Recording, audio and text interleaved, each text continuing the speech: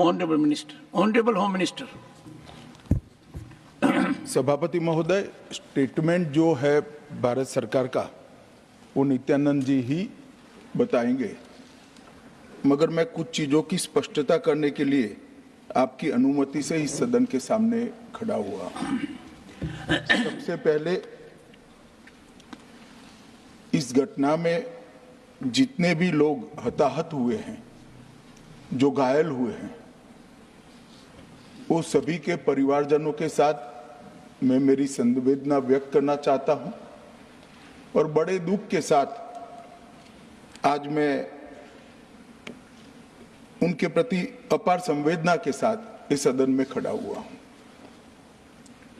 जैसा मैंने पहले कहा कि सरकार की ओर से जवाब श्री नित्यानंद राय ही देने वाले हैं। जब यहाँ पर 1 घंटे की चर्चा आपने अनुमोदित की, तब मुझे था कि आज का दिन शायद राजनीति से परे रहेगा, इस पर राजनीतिक टीका टिप्पणियां नहीं होगी। खैर, उद्देश्य से या जानकारी के अभाव से कुछ टिप्पणियां भी हुई और कुछ सदन को पूरा देश देखता है, इसलिए देश के सामने कोई गलतफहमी न हो जाए, इसलिए मैं स्पष्टता करने के लिए खड़ा हुआ। दोषारोपण हुआ या जानकारी के अभाव में मुझे मालूम नहीं है, मगर मुझे स्पष्टता करनी है माननीय महोदय, आपके माध्यम से सदन से और सदन के माध्यम से पूरे देश को। Early warning, early warning, early warning, early warning बोलते ही गए। अंग्रेजी में जितने भी गंभीर प्रकार के शब्द है अपने भाषण में डालकर इसको बताया गया। मैं सदन के सामने स्पष्टता करना चाहता हूं, 23 जुलाई को केरल सरकार को अर्ली वार्निंग भारत सरकार की ओर से दी गई थी। 23 जुलाई को, 7 दिन पहले, फिर 24 को गई, फिर 25 को गई, 26 तारीख को मान्यवर ये कहा गया कि 20 सेंटीमीटर से ज्यादा वर्षा होगी, भारी वर्षा होगी, लैंडस्लाइड होने की संभावना है, मड भी रस होकर आ सकता है और लोग इसके अंदर दबकर मर भी सकते हैं। मैं कुछ कहना नहीं चाहता था मान्यवर, मगर भारत सरकार की अर्ली वार्निंग सिस्टम पर सवाल किए गए, इसलिए मैं कहता हूं please listen us, please listen अस, मत चिल्लाइए, प्लीज रीड इट। जो वार्निंग भेजा है उसको पढ़िए जरा। और इस देश में कई राज्य सरकारें ऐसी हैं जिन्होंने इस प्रकार की वार्निंग का उपयोग कर कर जीरो कैजुअलिटी डिजास्टर मैनेजमेंट किया है। मैं ओडिशा राज्य सरकार के लिए भी, उस वक्त हमारी नहीं थी, नवीन बाबू की थी, हमने 7 दिन पहले साइक्लोन का अलर्ट भेजा, सिर्फ 1 व्यक्ति मारा गया, वो भी गलती से मारा गया। गुजरात सरकार को हमने साइक्लोन का अलर्ट 3 दिन पहले भेजा, एक पशु भी नहीं मरा साहब। मगर मैं बड़ी विनम्रता के साथ कहना चाहता हूं कि आप जो घिसे पिटे शब्द यहां लेकर आए हैं और डिमांड ही करते जा रहे हैं, अर्ली वार्निंग सिस्टम है। भारत सरकार ने 14 के बाद अर्ली वार्निंग सिस्टम के लिए 2000 करोड़ रुपया खर्च किया है और इसको साझा किया जाता है मान्यवर। 7 दिन पहले हर राज्य को सूचना भेजी जाती है और वो सूचना साइट पर सबके लिए भी उपलब्ध है, माननीय सांसदों के लिए भी उपलब्ध है। मगर कुछ लोगों को है कि यहाँ की साइटें खोलते ही नहीं है, विदेश की ही खोलते हैं। तो अब विदेश में तो इसकी अर्ली वार्निंग सिस्टम आएगी नहीं, हमारी साइट देखनी पड़ेगी मान्यवर। मान्यवर, वर्षा, 1 मिनट आप सुनो भाई, मैंने ध्यान से आपको सुना है, सुनिए जरा। No, don't, please. इस तरह से नहीं चलेगा, सदन है। I will not allow.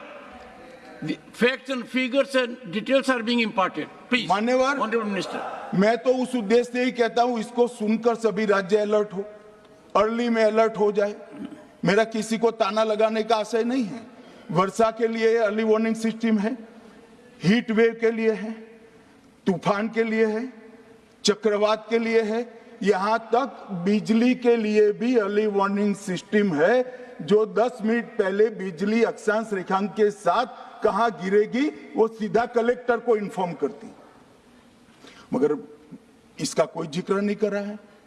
मैं तो मानता हूं जानकारी का अभाव होगा, जानकारी का अभाव है तो भी ठीक नहीं है, और राजनीति है मान्यवर तो बहुत दुखद है।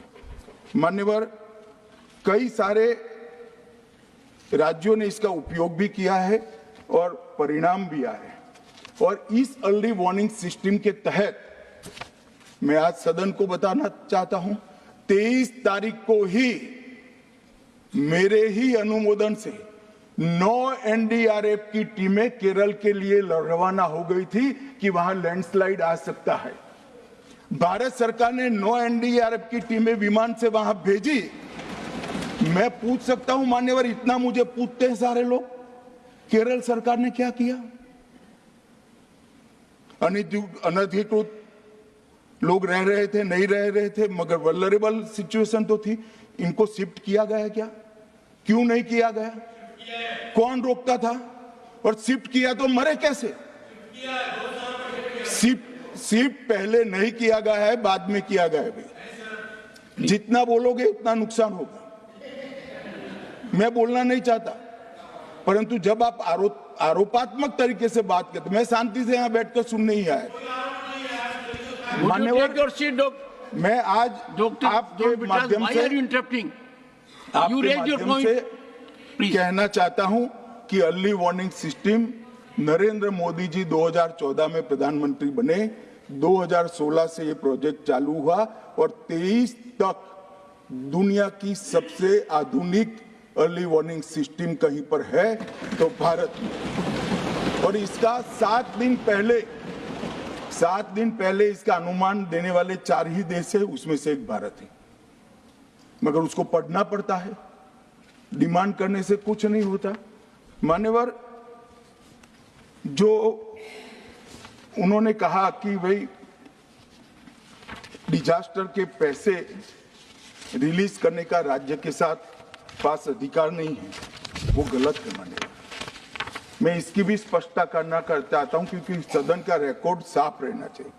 एसडीआरएफ में 10% राशि कोई भी राज्य अपने हिसाब से अपनी गाइडलाइन से इश्यू कर सकता है, और 100% राशि भारत सरकार की जो गाइडलाइन इश्यू हुई है, गाइडलाइन इश्यू के किसी भी परमिशन की भारत सरकार की जरूरत नहीं है, गाइडलाइन को सिर्फ फॉलो करना है। मगर जो ये डिजास्टर के पैसे हैं और कोई हेड के अंदर तो खर्च नहीं हो सकते, हमें इतना तो चेक एंड बैलेंस रखना पड़ेगा।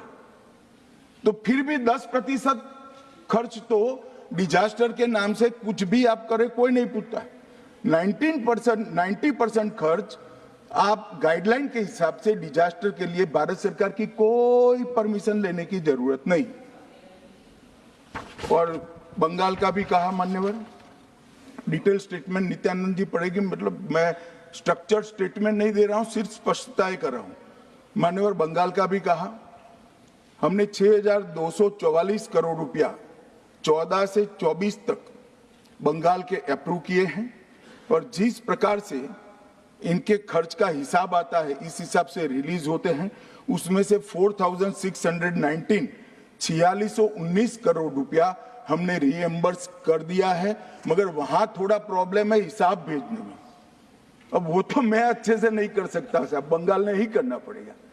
अकाउंट देना पड़ता है तो सरकार है, कोई पॉलिटिकल पार्टी नहीं है ना। सरकार के कुछ रूल्स होते हैं, रेगुलेशन होते हैं, अकाउंटिंग सिस्टम होती है, एजी का ऑडिट होता है। हम किसी को नहीं मानेंगे तो थोड़ी तकलीफ आएगी, मगर धीरे धीरे आदत पड़ रही है, इंप्रूवमेंट आया है। इसीलिए 6244 में से 4619 करोड़ रुपया इनका रिलीज हो चुका है। और मैं फिर से कहना चाहता हूं मान्यवर, अर्ली वार्निंग सिस्टम दी गई थी, इसीलिए 23 तारीख को हमने एनडीआरएफ की 9 बटालियन वहां पर 9 बटालियन वहां पर हमने भेज दी थी, और 3 कल रवाना करी है। एनडीआरएफ की बटालियन उतरने से भी अलर्ट अगर हो जाते तो काफी कुछ बच जाता, मगर मैं किसी पे दोषारोपण नहीं करना चाहता हूं। ये समय है केरल की सरकार के साथ खड़ा रहने का, केरल की जनता के साथ खड़ा रहने का, और जो लोगों की हानि हुई है उनके साथ खड़ा रहने का।